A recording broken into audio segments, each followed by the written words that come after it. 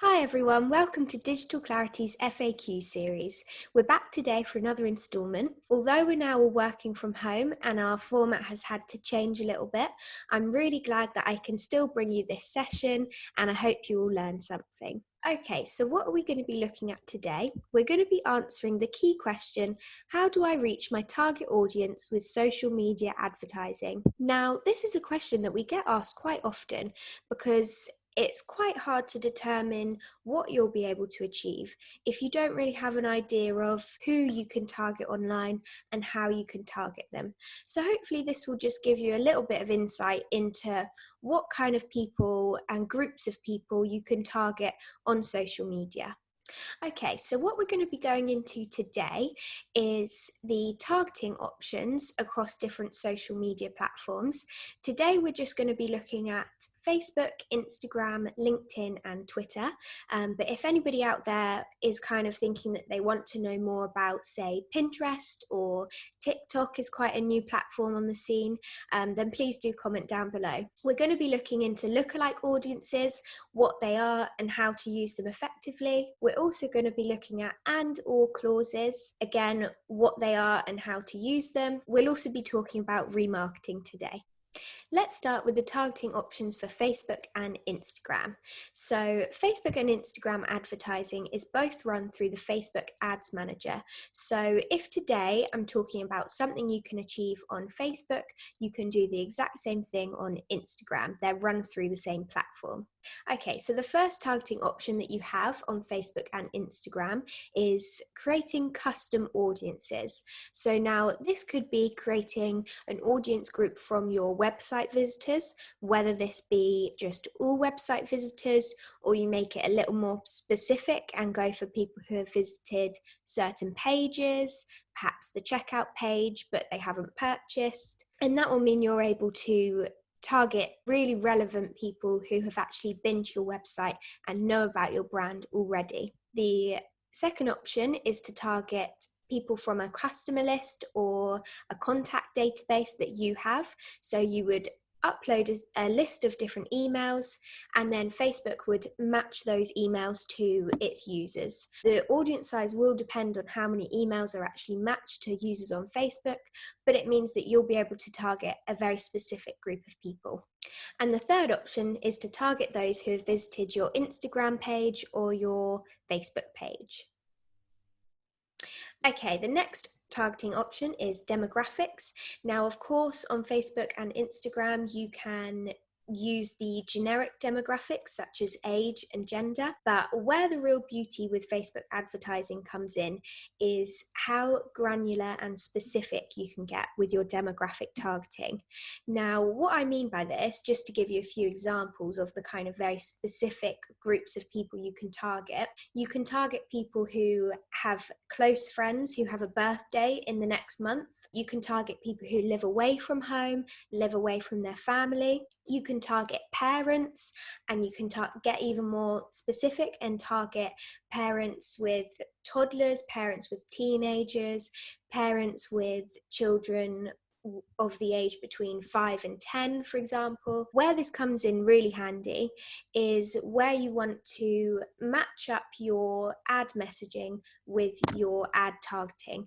So to give you an example, if you were an online floristry service that offers delivery, you could be targeting the group of people who have friends with an upcoming birthday, and your ad messaging could be centered around giving the flowers as a birthday gift, sending them to your loved one on their birthday, and then you could have another ad group where you're then targeting the people who live away from home, and your ad messaging for that group of people can be different. It can be more centered around showing your loved ones that you love them even when you can't be with them, staying connected with your family. So you can really tailor your ad messaging to the exact type of person that you're targeting. And I think this is where you get the real value of Facebook and Instagram targeting. Okay, so another targeting option is interest targeting. Now, Facebook define this as people who have expressed an interest in or who have liked certain pages relating to whatever interest you decide to pick. They aren't very clear on how they get the data, of how they know who is interested in what, but we can only assume that it will be based off of what Facebook users are liking, clicking on, browsing, what they're engaging with. So the interest targeting on Facebook and Instagram is pretty broad. You will be most likely to find something that will relate to your products or services. Just to give you a few examples of what you can target by: food and drink, shopping and lifestyle, handbags, shoes, the list goes on. There's way too many to cover in this short session. Behavior targeting on Facebook and Instagram. Now, behavior targeting is determined by the Facebook user's consumer behaviors online. So this could be that you're targeting someone who is an engaged shopper, perhaps they buy frequently online, or even perhaps they regularly engage with and show interest in Facebook events. So this means that you can target a more concentrated group of people where you know they're going to be more likely to convert. So if your goals are centered around conversions, then it may be that you want to use these behavior targeting options so that you know you are targeting people who are more likely to actually purchase after they've clicked on your ad. Now, many people are quite reticent to buy online and also to buy online from sources that they haven't used before or aren't familiar with. So if you use behavior targeting, for example, if you were targeting only engaged shoppers, then you know that you're going to be able to get a higher chance of conversion. If, as I said, your goal is conversion, then you can use behavior targeting to increase your conversion rates and use almost as a filter alongside your other targeting methods, just to have that more concentrated group of people that you're targeting. Let's move on to LinkedIn. On LinkedIn, you can target through company, whether this be company size, company name, if you have a specific hit list of certain companies that you're trying to target. It could be through company industry, if you're going for a more broader method of targeting. It could also be through company category, meaning it could be one of the Fortune 500 companies, it could be one of the top companies in the UK, for example. You can also target by company connections, company follower of, and company growth rate. Another targeting option is demographics. Although it's not quite as sophisticated as the demographic targeting we saw for Facebook, you can still nevertheless target by age and gender on LinkedIn. Education targeting, this includes things like what degree the user has, where they went to study, what university or college, and also a broader sense of field of study. So this could be something like marketing or information technology. You can also target by job experience. This includes things like job title, job seniority, job function for a more broader sense, member skills, and years of experience. On LinkedIn, you can target through interests and traits. As with the demographic targeting, it's not quite as sophisticated as Facebook, but the member interests that are offered on LinkedIn are all business focused. So it would be things like finance, business software, and if you're a B2B marketer, then this is the exact thing that you're looking for anyway, so it's perfect for B2B marketing. You can also target through member traits. This works very similar to Facebook, where you had the behavior targeting. So on LinkedIn, you can target, for example, people who are very active users on LinkedIn, frequently posting, frequently engaging, and it just means that you can ensure that your ads are shown to the people who are most likely to actually engage with them. So that was a whistle-stop tour of the fundamental targeting options on LinkedIn. Let's look now at Twitter targeting options. So first of all, you can target through interests. This works in a very similar way to the interest targeting on Facebook. It's based off of what users will have been interacting with, engaging with, and showing interest in. It's a very broad list of different interests that you can target through. But what's really great about Twitter targeting is that if you can't find an interest that really relates to your brand and fits in with what you're trying to promote and what your products are, then you can use keyword targeting instead. So keyword targeting means that you can pick certain keywords or phrases, and then Twitter will target the people who have either used those keywords in their tweets, who have searched those keywords into the Twitter search bar, who have interacted or engaged with tweets that use those keywords as well. So it can be a really great way to create your own type of interest targeting. However, it is important to bear in mind that with keyword targeting on Twitter, it can be very broad. So all the keywords that you are wanting to target, they will automatically be targeted with broad match. So this means that the keywords could match to similar phrases or words. So say you were targeting love coffee as your keyword, Twitter could be targeting somebody who liked a tweet that said, I don't really like lattes, I love hot chocolate instead. So in that sense, coffee has matched to the word latte, not coffee, and it's matched to a tweet that has love in the tweet somewhere, but it's not in the order of love coffee or love latte, even if it's going to match to love lattes. So you do need to be careful with how you use your keywords, and just bear in mind that it could match to different things out of context. You can also target movies and TV shows with Twitter targeting. Bear in mind that this is a predefined list, as with the interest targeting, so you might not find what you're looking for. Where Twitter really sets itself apart from other social media platforms is its event targeting. This is where you can target certain events that people have shown interest in going to or are going to, and it will be things like sporting events, Wimbledon potentially, conferences, trade shows, and it's really great to then be able to either target people before the event if you're going to be exhibiting there, or to be able to target people after the event to be able to re-engage with them and keep that engagement going. This event targeting could be really useful, especially now in the midst of everything that's going on in the world. Lots of events are getting cancelled. If that is the case for you and your business were heavily relying on all the trade shows and conferences that you were going to be exhibiting at, then the Twitter event targeting could be something to look into. You can also target through certain conversation topics on Twitter.